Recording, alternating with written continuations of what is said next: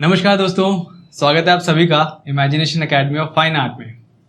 तो आज हमारा एक नया टॉपिक स्टार्ट हो रहा है जिसका नाम है स्केचिंग। देखिए, स्केचिंग के बारे में आप में से कई लोगों ने सुना भी होगा और बहुत लोग अभी इसमें ऑलरेडी काम कर भी रहे होंगे, सीख भी रहे होंगे। कुछ लोग ऐसे होंगे जो अभी बिगनर हैं, जिनको अभी काफ़ी कुछ सीखना है। देखिए, स्केचिंग कोई एक छोटे से किसी टॉपिक का नाम नहीं है कि आज हमने एक टॉपिक डिस्कस किया स्केचिंग और वो आपको एक दो दिन के अंदर आ गई। स्केचिंग एक बहुत बहुत वास्ट सब्जेक्ट है।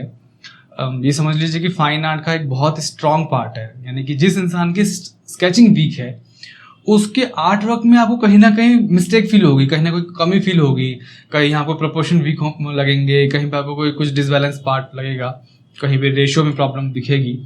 स्केचिंग एक लॉन्ग प्रोसेस है, पहला तो अभी समझिए।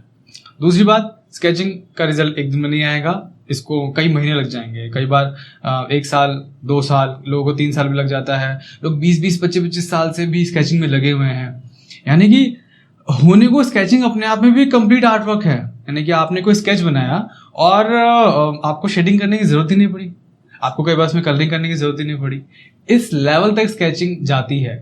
बहुत बड़े बड़े ऐसे आर्टिस्ट हैं जैसे पब्लो पिकासो हैं, डाली हैं, या इंडिया में एम एफ हुसैन है, या बहुत सारे ऐसे आर्टिस्ट हैं।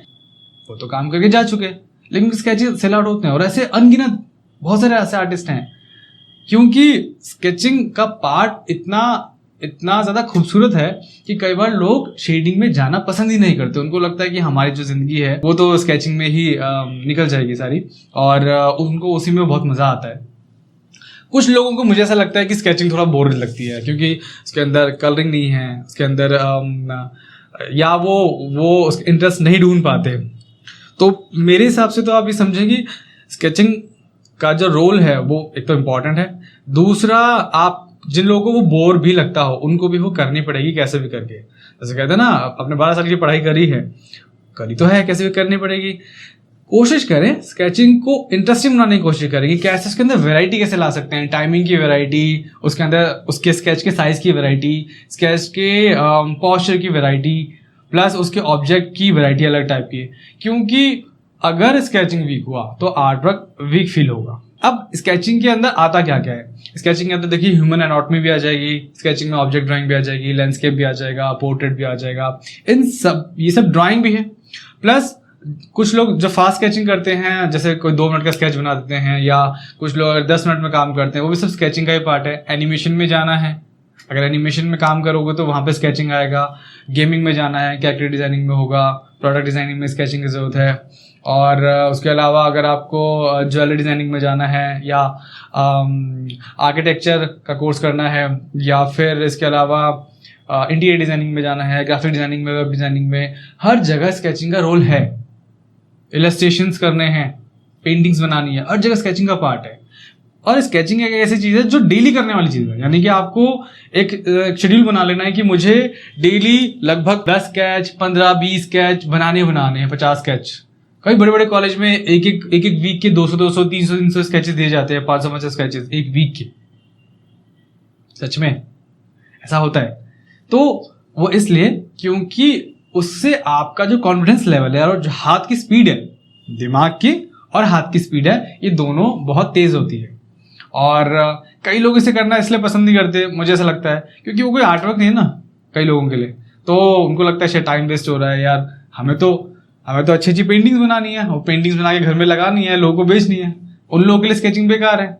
लेकिन उन्हीं लोगों के आर्टवर्क कई बार बहुत वीक होते हैं, सबके नहीं, काफी लोगों के।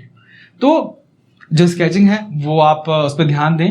और उसके स्टेप्स बहुत सारे हैं, कई सारी टेक्निक्स हैं जिन्हें एक दिन में डिस्कस नहीं किया जा सकता, उसमें एक लंबा टाइम जाएगा।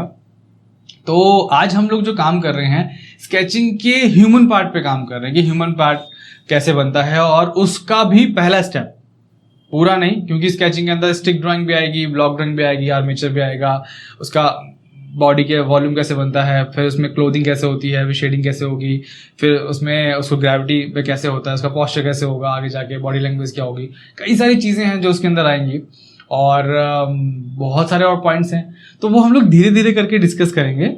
फिलहाल आज हम लोग स्केचिंग के स्टिक ड्राइंग पे काम कर रहे हैं। स्टिक ड्राइंग क्या होती है। स्टिक ड्राइंग का मैं आपको थोड़ा ब्रीफ दे देता हूँ। स्टिक ड्राइंग में क्या होता है कि आपने बचपन में अपने स्कूल में देखा होगा स्केलेटन, कई लोगों के स्कूल में होगा, कई लोगों को डर भी लगता होगा, मुझे तो काफ़ी लगता था डर, बाद में पता लगा वो चूने का था जाते हुए। तो हमारे लिए वो स्टिक ड्राइंग है, एक साइंटिस्ट के लिए या एक डॉक्टर के लिए वो स्केलेटन है। अब हम स्टिक ड्राइंग करते क्यों हैं ये भी हमें पता होना चाहिए, क्योंकि मैं हमेशा हर क्लास में कहता हूँ कि आप कोई भी क्लास जब अटेंड करते हैं तो आपको ये जरूर पता होना चाहिए कि आप वो क्लास कर क्यों रहे हो, पर्पस क्या है उस क्लास का।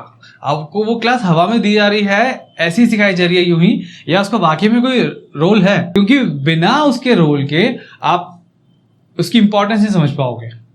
और यकीन मानो इस पूरे कोर्स के अंदर एक एक क्लास को बहुत छांट के इस्तेमाल किया गया है, और आप जिस भी क्लास को मिस करोगे उसकी वजह से, उसकी मिस करने की वजह से या कम प्रैक्टिस की वजह से कहीं ना कहीं आपको उसका जो इम्पैक्ट है, मिसिंग है, वो फील होगा, आपके अंदर कमी फील होगी हल्की हल्की। तो आप मिस ना करें किसी भी क्लास को, और उसकी प्रैक्टिस जरूर करें, और जितनी ज़्यादा प्रैक्टिस होती है वो करें।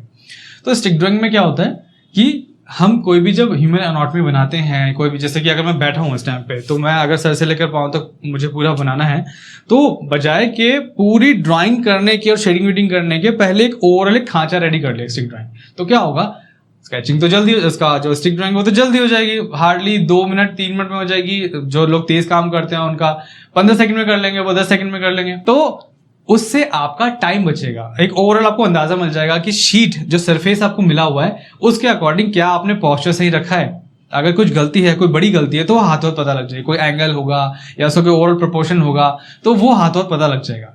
फिर उसके ऊपर धीरे धीरे करके उस पर काम होता जाएगा। ठीक है, तो हम लोग फिर इसकी ड्राइंग का पार्ट स्टार्ट करते हैं।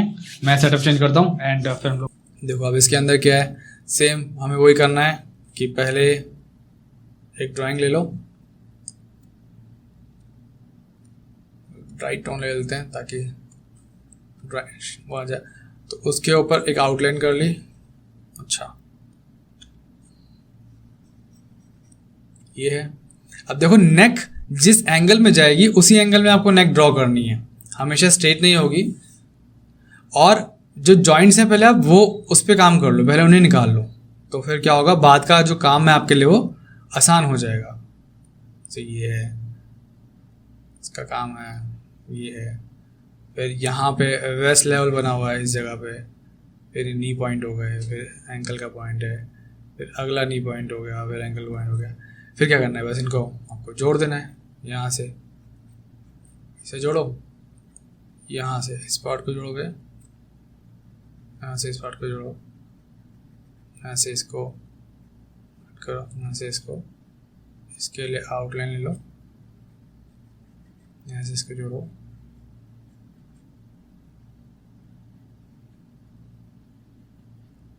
इसको जोड़ा, उसी तरह फिर यहाँ से इसको ऐड किया, और फिर काफ़ी इजी होता है आपके लिए समझना। इसको जोड़ा, इस पे ऑलरेडी एक लाइन आई हुई है, देखो बैठे बैठे लाइन मिल गई। बस अब क्या है, आपके बस को स्टिक ड्राइंग को आपको कन्वर्ट कर लेना है। यहाँ पे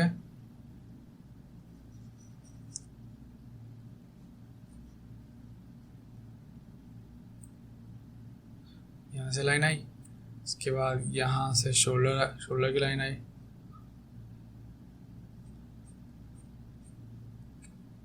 इसके बाद शोल्डर की लाइन के बाद आपकी जो ये लाइन है ऊपर लाइन जा रही है, और ये लाइन यहीं पे यहाँ से नीचे आ रही है, स्टेप से इसके ऊपर आ जाएगी। फिर यहाँ से इसकी जो वेस्ट लेवल है यहाँ की लाइन बनेगी, फिर यहीं से शोल्डर की लाइन एक, फिर वहाँ से वो थोड़ा नीचे की तरफ गई है। एंगल्स का तो आपको ख्याल रखना पड़ेगा, देखो ये तो थोड़ा देख के चलना कि एंगल्स कैसे हैं।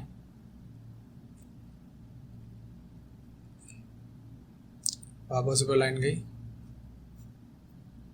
और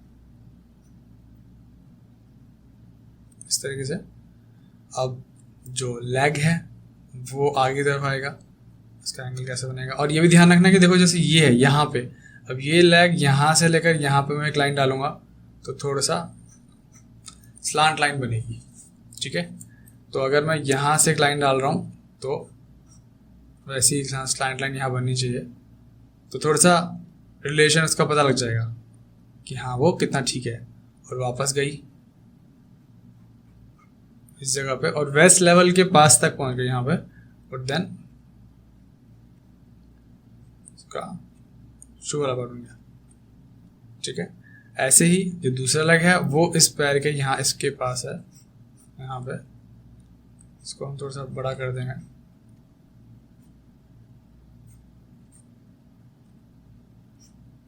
यहाँ पे अभी जब वो ब्लॉक ड्राइंग बनेगी तो आपको उसके पीछे ज़्यादा फील हो जाएगा यहाँ पे, और फिर वही लाइन जो है वो पीछे चली जाएगी ऑलमोस्ट इस टाइप से, ठीक है। तो ऐसे इसकी कॉपी भी हो गई। तो इस तरीके से कोई और देख सकते हैं, कोई और पोज, कोई डांसिंग पोज देख सकते हैं। मैं नई कॉपी बना देता हूँ।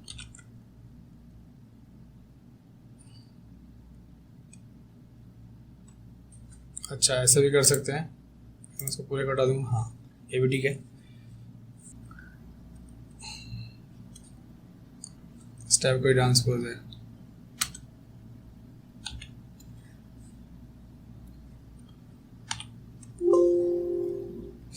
तो सेम इसके लिए भी वही करना है। आउटलाइन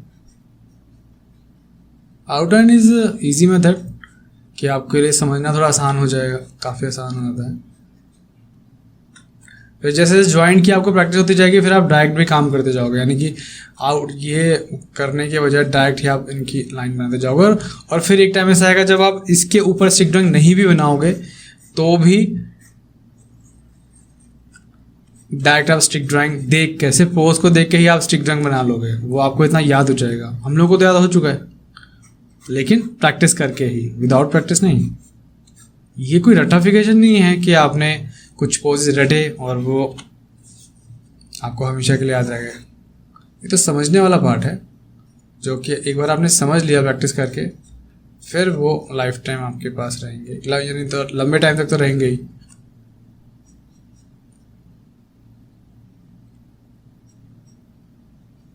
अभी ये ना सोचें कि ये डिस्टेंस इतना कम क्यों है, फिलहाल ही ना सोचें, क्योंकि वो पर्सपेक्टिव का पार्ट है। वो बाद में जब क्लास बनेगी तो वो आ जाएगा आपके उसमें।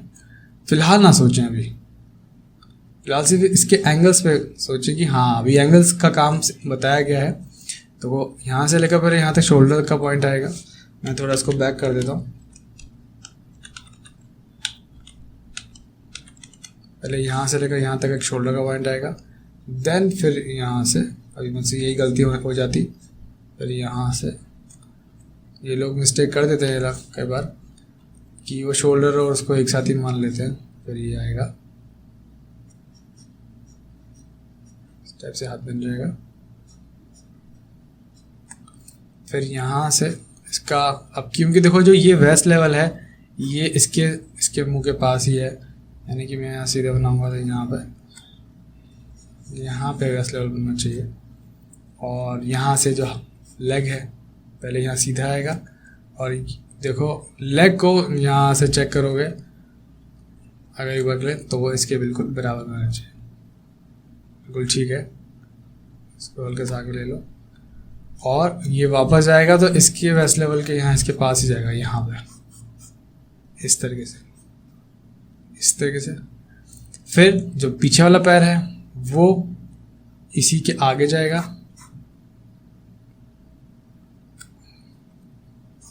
यहाँ पे, और यहाँ से फिर वो इस तरीके से पीछे पैर आ जाएगा। बस बन गया। अच्छा इसको आपको देना है तो हल्का सा राउंड दे सकते हो, यहाँ से हो गया। तो आपको फिलहाल इस क्लास में इतना ही करना है कि स्टिक ड्राइंग्स बनानी है और बना के फिर आपको दूसरे साइड पे फिर आपको ड्रॉ करनी है, ठीक है। तो जैसे जैसे पूरा होता जाएगा फिर आपका जो पार्ट है वो जो लर्निंग पार्ट है वो और क्लियर होता जाएगा। फिर हम इसके ऊपर वॉल्यूम पे काम करेंगे, ठीक है। तो आज की क्लास में इतना ही। आई होप आप लोगों को समझ में आया होगा अच्छे से। अगर कोई डाउट हो, कोई क्वेश्चन हो, तो आप मुझे मैसेज करके या कॉल करके पूछ सकते हैं, व्हाट्सएप पे पूछ सकते हैं, ठीक है। तो ठीक है, फिर इसकी प्रैक्टिस कीजिए। और इसका होमवर्क आपका ये है कि आपको जब से क्लास आपको मिलेगी तब से आपको डेली के लगभग 15 से 20 स्केचेस बनाने हैं। और 15 से 20 मैंने बोले हैं, तो 15 मतलब 15, कम नहीं करना है। कोई बहुत ज़्यादा बिजी है तो 15 के 10 कर सकता है। अगर आप एक स्टिक ड्राइंग को देखो 5 मिनट भी दे रहे हो, तो यानी कि आपके 50 मिनट के अंदर 10 स्केच बन सकते हैं आराम से, ठीक है। मुझे लगता है आप देखो फाइन आर्ट के अंदर हो, जितना टाइम आप इन्वेस्ट करोगे ना, आपके रिजल्ट भी वैसे ही आएंगे। अगर आप हॉबी वाले टाइम इन्वेस्ट करोगे, आधा घंटा 1 घंटा, तो आपके रिजल्ट हॉबी वाले ही आएंगे। थोड़ा ज़्यादा टाइम इन्वेस्ट करोगे तो वो अच्छे रिजल्ट आएंगे। तो इसका सबसे ज़्यादा फ़ायदा आप ही को मिलने वाला है, ठीक है। तो ठीक है, फिर मैं इसको यहाँ पे छोड़ता हूँ आज इस क्लास को। एंड फिर इसकी आप प्रैक्टिस कीजिएगा और प्रैक्टिस करके मुझे दिखाइएगा। Okay, bye bye, take care.